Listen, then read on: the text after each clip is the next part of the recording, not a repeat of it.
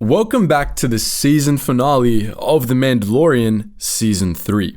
Today, more than any other time, we highly recommend watching Episode 8 before proceeding with this video. But if you're all caught up, let's dive right in. There are many occasions where an excellent show was utterly ruined by a terrible ending, but after seeing the season finale this week, we're happy to announce that The Mandalorian wasn't one of them. Sort of. Episode 8 hit many great notes for us. It had epic jetpack combat, which we'll be talking about in an upcoming video. It had Mandalorians kicking some Imperial butt and generally being heroic, and the very end of the episode was pure wholesomeness. Honestly, if this was the final episode for the entire show, we'd have been satisfied. Jon Favreau has confirmed that there will be a fourth season, but until we get more details, we'd like to focus on the not so great parts of the season finale and, in a way, the entire season. Looking back at the season as a whole, it was all about uniting the various Mandalorian tribes and reclaiming Mandalore. That was the heart of it. We got to follow alongside Din Djarin and Bo-Katan as they traveled to Mandalore, then reunited with the Children of the Watch, then brought in Bo-Katan's Mandalorian privateers. The main conflict was about warring ideologies in a single people, how tradition and modernity clashed, and how they could still learn to coexist in order to achieve a common goal. If the season had simply focused on this Mandalorian conflict, we would have been perfectly happy. It was a complete story in and of itself without the need for extras sprinkled in for flavor. However, the writers disagreed. Enter the New Republic and the Imperial remnants. We've said it before that we're convinced these were shoehorned in to pave the way for the sequels, and in that sense, it's a mildly necessary evil. However, we feel that could have been accomplished by focusing on G68's sabotage. The real problem began when Moff Gideon was given such a huge role in this season. To put it plainly, we didn't need a villain. The struggle to reclaim Mandalore, with opposing ideologies, power struggles, and facing trauma and a desolate world, was all more than enough to create tension and raise the stakes. Instead of leaving it at that, the writers thought the show needed an actual human antagonist to give our heroes an enemy, and, of all things, they landed on Moff Gideon. In our opinion, wasting screen time on Gideon and his antics only took away from the actually interesting parts of the story. We could have perhaps seen more Mandalorian politics, or even developed deeper into the logistics of reclaiming Mandalore. Heck, we could have gotten an extra episode of Bo-Katan and Din Djarin looking for other Mandalorian survivors.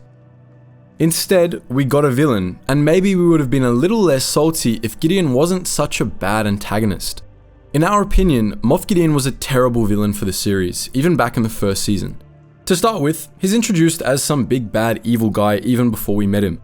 We're told how evil he is and how horrible the things he did are, but honestly, we don't feel as if he has any real substance to him.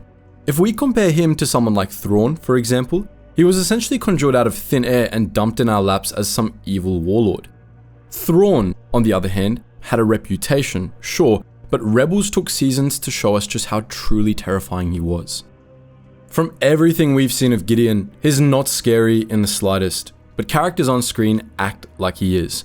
That level of dissonance really breaks the immersion and fails to convince us, the audience, that this guy is any real danger. Then we have his presence. The best way we can describe Gideon with internet slang is by saying he really demonstrates small PP energy. He's not intimidating, he's a whiny brat trying and failing to throw his weight around. Doesn't matter if that's the end of season 2 where he nearly pooped his pants at seeing Luke show up, or in the Shadow Council scene in episode 7 where he just waffled on and felt like the child in a room full of adults. In a way, it makes us think of Draco Malfoy from Harry Potter in the first few years. He has that same impotent energy of not really being able to do anything, but still trying to act like a tough guy. This whiny attitude is best summed up by his absolute beta male monologue in this episode, which was so cringy we needed to take a break. This nutjob was complaining about how Din killed his perfect clones before they could take their first breath, after he perfected them by adding the Force to his genetic code. Gideon is so insecure about his inadequacy that he spent 3 seasons trying to make the perfect version of himself, only to, what? Sit back and watch his perfect Gideon strutted about? Gideon, my man, the worst thing to do for your insecurities is to create a perfect version of yourself that will only make you feel worse. You can even see the insecure energy in the way he builds the Dark Trooper armor set for himself. Heck, he's even modified the helmet to create a similar voice editing effect as Darth Vader's helmet did to make his voice go from thin and neurotic to a more intimidating bass. The same energy carries over to when he was taunting Bo-Katan for surrendering. He mocks her for losing that time, but the only way he won was by going back on his word and manipulating her. He wasn't braver, he wasn't smarter, he was just a coward without honor, yet he's somehow convinced he came out looking better. Irony, apparently, isn't Gideon's strong suit. Overall, Gideon just wasn't a good villain. He was an annoyance that only made the season worse. It would have been perfectly fine if after season 2 he was made to stand trial, then ended up being in prison. We could have even had something between him in Coruscant jail and G68 doing imposter shenanigans, and that would have been more tolerable than the random Imperial base in the heart of Mandalore and its child warden. What makes Gideon seem even more pathetic is that we've already got great villains this season, and they played their part perfectly. Unlike Gideon and his inferiority complex, this season did actually give us some A-tier antagonists in the form of pirates. Gorian Shard and his motley crew were introduced early on, and right off the bat, they were portrayed as mean-spirited, petty, violent people. They're pirates. They're never portrayed as some evil force to be reckoned with. The characters' attitudes toward them is entirely appropriate in our opinion. They're ruthless opportunists, and they're treated with caution until they play their hand.